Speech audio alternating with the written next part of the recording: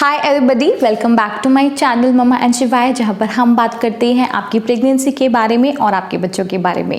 आज की वीडियो है प्रेगनेंसी स्पेशल। आज की वीडियो में मैं आपसे बताऊंगी ऐसी ड्रेसेस जो आप अपनी प्रेगनेंसी के लिए कंसीडर कर सकती है। व्हेन आई वाज प्रेग्नेंट तो मैं भी बहुत रिसर्च कर दी थी एंड बहुत रिसर्च करने के बाद मुझे लगा कि मैटरनिटी वेयर पे बहुत ज़्यादा स्पेंड करना is not a wise idea. तो मैंने किस तरह से प्रेगनेंसी के टाइम पे शॉपिंग करी एंड क्या क्या चीज़ें कंसीडर करी, वो चीज़ें मैं आपको आज बताने वाली हूँ। तो बिना किसी देरी के वीडियो स्टार्ट करते हैं। हमारे चैनल ममा एंड शिवाय को सब्सक्राइब कीजिए, बेल आइकन प्रेस कीजिए ताकि नेक्स्ट टाइम मैं कोई नई वीडियो बनाऊं तो आप उसे मिस ना करें। तो सबसे पहले मैं आपको बताऊंगी, आजकल बहुत सारे मैटरनिटी ब्रांड्स अवेलेबल हैं, जैसे मॉम एंड मी हो गया, इसके अलावा बेबी वर्ल्ड, इस तरह की काफ़ी ब्रांड्स अवेलेबल हैं जहाँ पे आपकी मैटरनिटी से रिलेटेड, आपकी प्रेगनेंसी से रिलेटेड बहुत सारे स्टफ़ मिलते हैं। तो बहुत सारी जगह से आइडिया लेने के बाद मैं भी एक मैटरनिटी स्टोर में गई।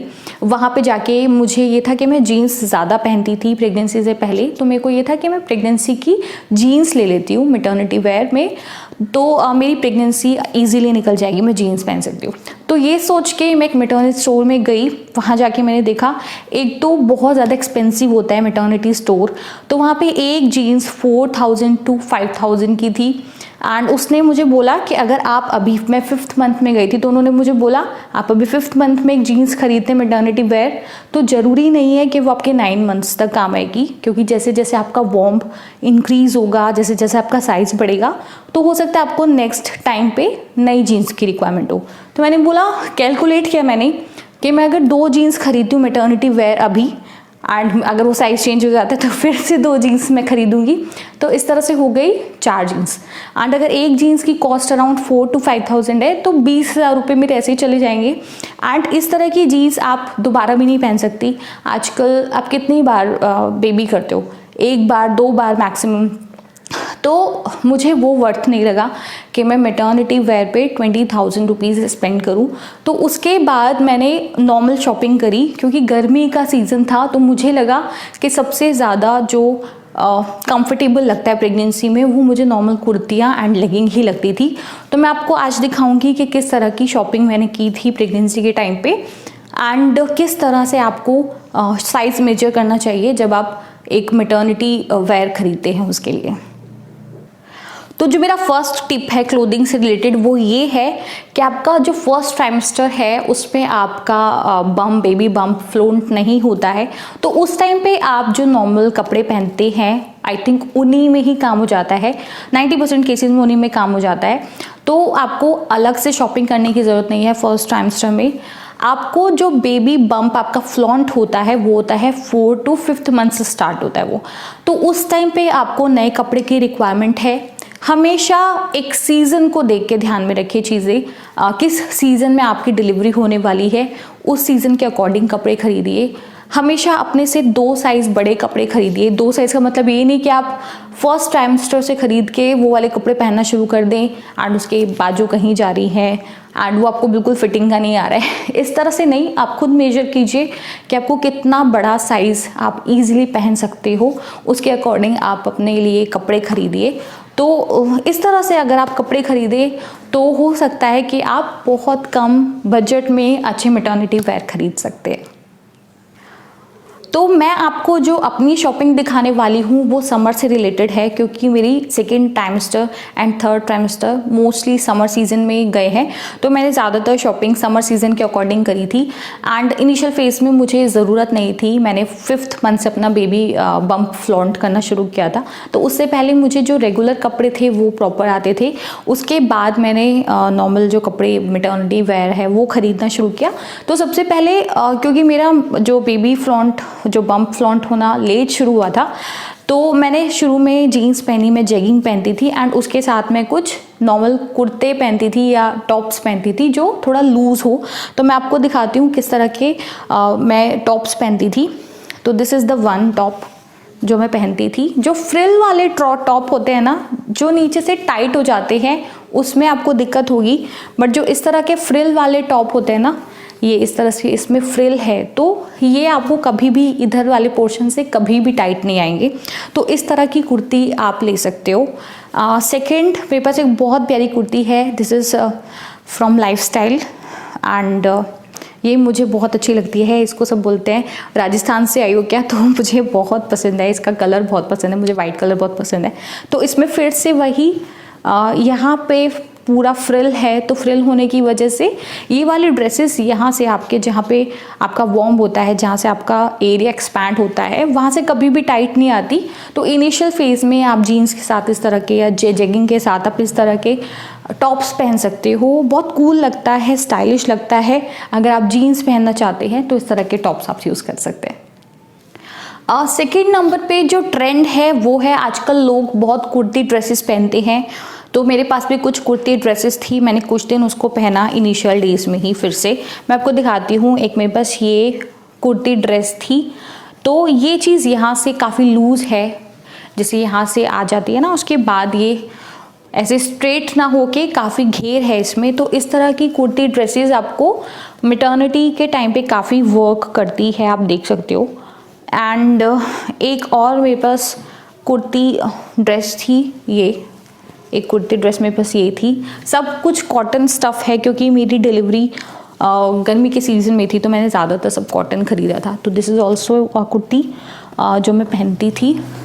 बट कुछ दिन पहनने के बाद मुझे लगा कि क्योंकि ये लॉन्ग कुर्तीज़ है, शॉर्ट कुर्तीज़ मैं ज़्यादा नहीं पहनती थी, ये कुर्ती ड्रेसेस।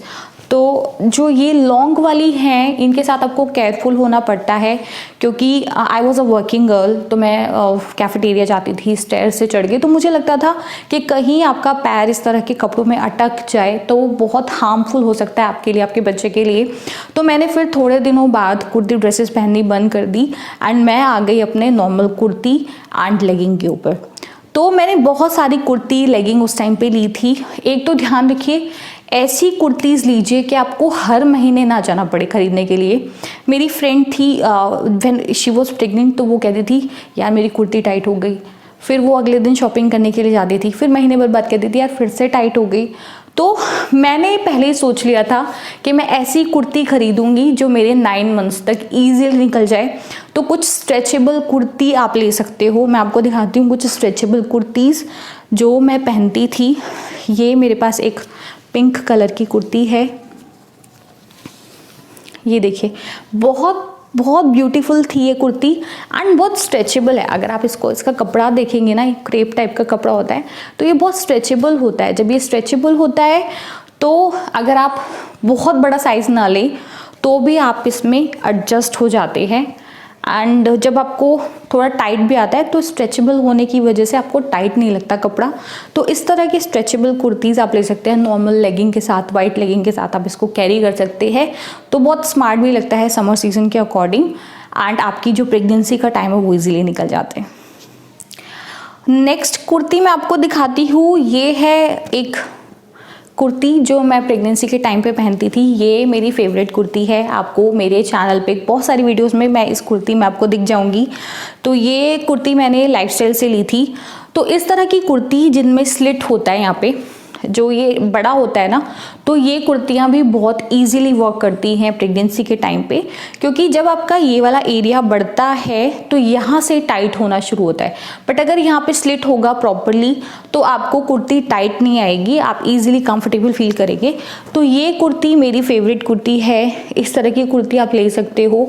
इसमें इस तरह से स्लिट होता है तो आपको नीचे से टाइट नहीं लगता एंड आप कंफर्टेबल फील करते हैं। नेक्स्ट मेरे पास कुछ ए लाइन कुर्ते थे, अगेन फ्रॉम लाइफस्टाइल। मैं ज़्यादातर शॉपिंग लाइफस्टाइल से करती थी, अभी भी मैं लाइफस्टाइल से करती हूँ। मुझे बहुत अच्छे लगते हैं लाइफस्टाइल के कुर्ते। तो ये भी कॉटन है, this is a line kurta. ये देखिए, ये इस तरह से है। एंड मैंने इसको आई थिंक 5-6 मंथ्स में खरीदा था एंड पूरी प्रेगनेंसी में आपको जितने भी क्लोथ्स दिखा रही हूँ मैंने 9 मंथ्स तक यही कपड़े पहने हैं। बहुत कंफर्टेबली मैं इसमें एडजस्ट हो जाती थी। तो ये एक कुर्ता था जो मेरे को बहुत अच्छा लगता था। इसको आप मैक्सी ड्रेस की तरह भी पहन सकते हैं, बट मैं इसको लेगिंग की तरह पहनती थी। बहुत ज़्यादा लॉन्ग भी नहीं है ये एंड मेरे को टाइट भी नहीं आता था। तो इस तरह की ए लाइन कुर्ते भी आप ले सकते हैं। नेक्स्ट नंबर पे आप कुछ अनारकली ड्रेसेस ले सकते हैं। अनारकली में क्या होता है, यहाँ तक टाइट होता है, उसके बाद फ्रिल होती है प्रॉपर। तो मेरे पास भी अनारकली थी, ये मेरे पास एक अनारकली थी, बट आप देखेंगे दिस इज़ जॉर्जेट। तो मुझे इसमें गर्मी बहुत ज़्यादा लगती थी, तो मार्च का जो सीज़न था मैं उसमें इसको पहनती थी। तो इसमें वही है, फिर से फ्रिल ज़्यादा होती है, ये फ्रिल ज़्यादा होती है तो आपको टाइट फील नहीं होता। अदरवाइज़ ये कुर्ती बहुत इजीली आपका प्रेगनेंसी निकाल सकती है, 9 मंथ्स तक वर्क कर सकती है। कॉटन में ख़रीद लीजिए अगर आपके पास अनारकली आपको ख़रीदना है तो। एंड अनारकलीज जैसे आप पार्टी में भी जाते हैं, कुछ जगह ऐसा होता है आपको पार्टी में किसी फंक्शन में जाना है, तो उस टाइम में बहुत दिक्कत आती है कि आपके पास कपड़े नहीं है, आपको कुछ फिट नहीं आ रहा है प्रॉपरली, तो इस तरह के कपड़े आप ले सकते हैं ताकि आप उसको पार्टी में पहन सकें। नेक्स्ट नंबर पे मैं आपको दिखाती हूँ कि मैं घर में कैसे कपड़े पहनती थी, क्योंकि ज़्यादातर मैंने आपको जो भी कपड़े दिखाए वो बाहर के हैं, because I was a working women. तो मैं बाहर जाती थी, रोज़ जाती थी, तो बाहर के कपड़े थे। बट घर में भी आपको कंफर्टेबल पहनने की ज़रूरत है। तो फर्स्ट नंबर पे तो मैं वही, मेरे जो लोअर टी शर्ट्स है वो मुझे सबसे अच्छे लगते थे, कंफर्टेबल लगते थे, मैं वही पहनती थी। सेकेंड नंबर पर मैं इस तरह की लॉन्ग ड्रेसेस पहनती हूँ घर में हमेशा से ही। तो ये भी फिर से वही स्ट्रेचेबल होते हैं, ये कपड़े तो स्ट्रेचेबल होते हैं। इसके ऊपर कितना प्यारा बनी है। तो ये कपड़े आपको बहुत अच्छे से कंफर्टेबली फिट हो जाते हैं प्रेगनेंसी में। एंड गर्मी के सीज़न में अगर आपकी डिलीवरी है तो इस तरह के कपड़े बहुत ज़्यादा वर्क करते हैं। घर में आप रहते हो, पसीने आते थे ज़्यादा, तो वो सारी चीज़ों से बचने के लिए इस तरह के आप लॉन्ग जो टॉप्स होते हैं या ड्रेसेस होती हैं वो आप घर में पहन सकते हैं। तो मैंने यहाँ पे आपको जितने भी कपड़े दिखाए हैं वो मैंने खरीदे थे अपने 5th और 6 मंथ्स में, एंड 9 मंथ्स तक मैंने वही कपड़े पहने। एंड हमेशा ऐसा ना हो कि 9 मंथ्स के बाद आप आफ्टर डिलीवरी आप वो कपड़े ना पहन पाएँ, तो इन चीज़ों का भी ध्यान रखिए। ये सारी कुर्तियाँ जो मैंने आपको दिखाई है मैं प्रेगनेंसी के टाइम पे पहनती थी और मैं ये अभी भी पहनती हूँ, मेरे को प्रॉपरली फिट आती है। तो बहुत ज़रूरी है वाइसली आप डिसाइड करें कि आपको क्या पहनना है प्रेगनेंसी में, कि आपको ज़्यादा कंफर्टेबल फील होता है या क्या चीज़ें आपको बाद में काम आ सकती हैं। ये सारी चीज़ें सोच के आप प्रेगनेंसी के लिए शॉपिंग करें तो बहुत इजीली आप अपने लिए चूज़ कर सकेंगे अच्छे मैटरनिटी क्लोथ्स। तो आज की वीडियो में मैंने आपको जो कुछ भी दिखाया होपफुली वो आपको पसंद आया होगा, आपके काम आएगी ये चीज़ें। तो आप ये इन्फॉर्मेशन ज़्यादा से ज़्यादा शेयर कर सकते हैं ऐसे लोगों के साथ जो प्रेग्नेंट हैं, जिनकी प्रेगनेंसी फेज चल रहा है। आप ये वीडियो लाइक कीजिए अगर आपको ये वीडियो पसंद आया तो। अगर आप मेरे चैनल पे नए हैं तो प्लीज़ सब्सक्राइब कर लीजिए, बेल आइकन प्रेस कीजिए ताकि नेक्स्ट टाइम मैं कोई नई वीडियो बनाऊं तो आप उसे मिस ना करें। आप मेरे पर्सनल अपडेट्स के लिए मुझे इंस्टाग्राम पे फॉलो कर सकते हैं, लिंक उसका ऑलरेडी डिस्क्रिप्शन बॉक्स में है। Thanks for watching.